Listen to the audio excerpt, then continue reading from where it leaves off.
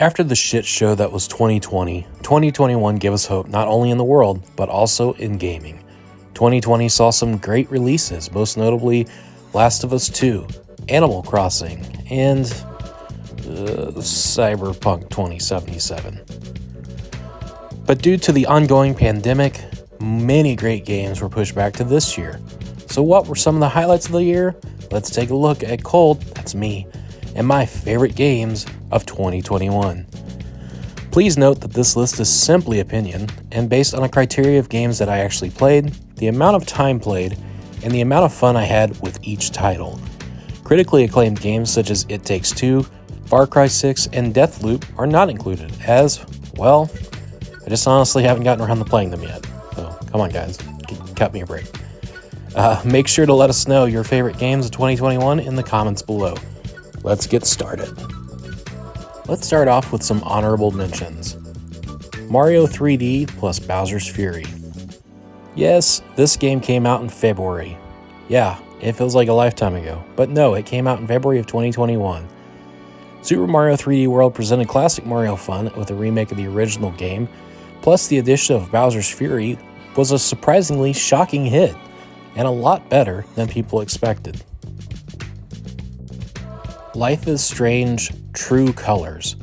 I love the Life is Strange series, and this was another solid entry. The story and characters are both very well written, and Alex's power is another great new twist the series throws at the players to change up the experience. Mario Party Superstars.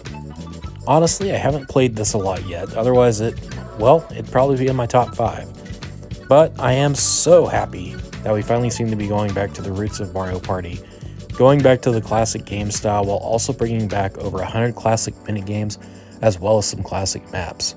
I look forward to see where the franchise goes in hopes that it returns to its Nintendo 64 roots. And now, my top 5 games of 2021. Starting at number 5, Forza Horizon 5. Let me start by saying that I am not a big racing game person, outside of the occasional Mario Kart battle, because, it's Mario Kart. But Forza 5 may have changed my view entirely on the genre as a whole. Forza 5 takes everything that a veteran of racing games would want and mixes in tons more for beginners to give you an experience that has never been seen by any prior racing titles. With a seemingly endless amount of races thanks to online updates and user-created tracks, a selection of over 500 vehicles from authentic car manufacturers, and tons of collectibles galore, Forza 5 is a game that I keep coming back to and finding new stuff to do every time. It's the game that keeps on giving, and best of all, it's on Xbox Game Pass. Number 4, Halo Infinite. Ranking this 4th might actually be low, but in fairness, the game did not release until December, and I haven't really had a whole lot of time to beat the campaign yet, much less dig into the multiplayer. That being said, this game ranking in my top 5, despite having the least amount of playtime of any game on this list, including the honorable mentions from earlier, shows you just how solid of an entry to the series that this game is. The smoothness of the combat, the challenging but not impossible gameplay, and that grapple hook. Oh man, that grapple hook. Oh. It adds a whole new element to combat never before seen in the franchise. The only real negative is that we have to wait until 2022 for co-op to be added. But once that's in, and with the multiplayer being an awesome bonus, I can definitely see this being one of my most played games of 2022. Number 3, Mass Effect Legendary Edition. Alright guys, I'm not sure if it's fair to rank this game, much less put it at number 3, in a year with so many great releases, especially considering it's a remaster and not technically a new game. But in all honesty, how can I not, considering how much time I put into this trilogy? Again! While the Legendary Edition doesn't fix every issue from the original series, it does fix the combat and graphics, so that the transition from one game to the next isn't as jarring as it was on the original 360 version. This edition also comes with every DLC, sans Pinnacle Station, although if you play the PC mod, the community has actually already added that in, so that's pretty cool.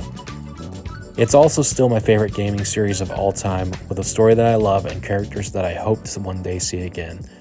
If you've never played the Mass Effect trilogy or you just want to relive a great experience, definitely check out the Mass Effect Legendary Edition.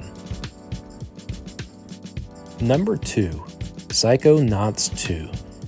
I really debated at putting this game anywhere from number 1 to number 3, but I settled with the 2 spot. Psychonauts 2 gets a high grade because it was probably my most surprising favorite game of the year.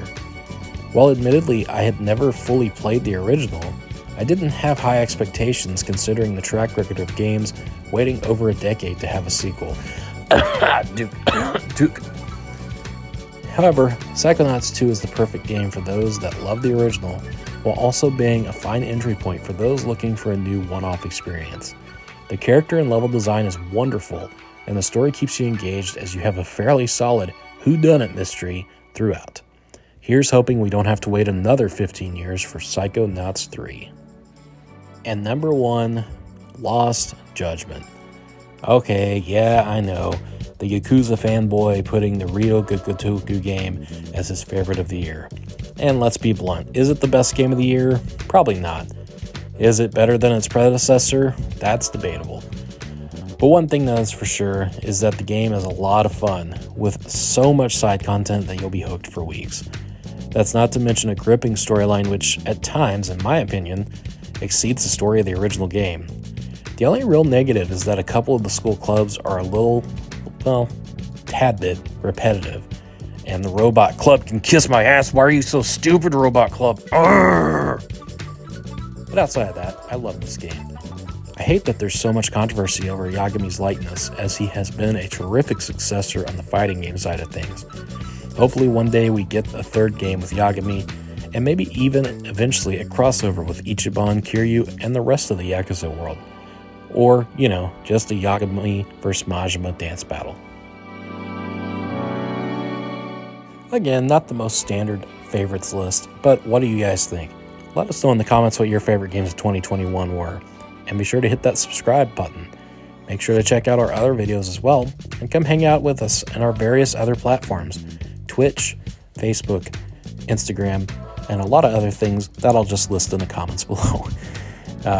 That's all I've got for now, though. Have a good whatever.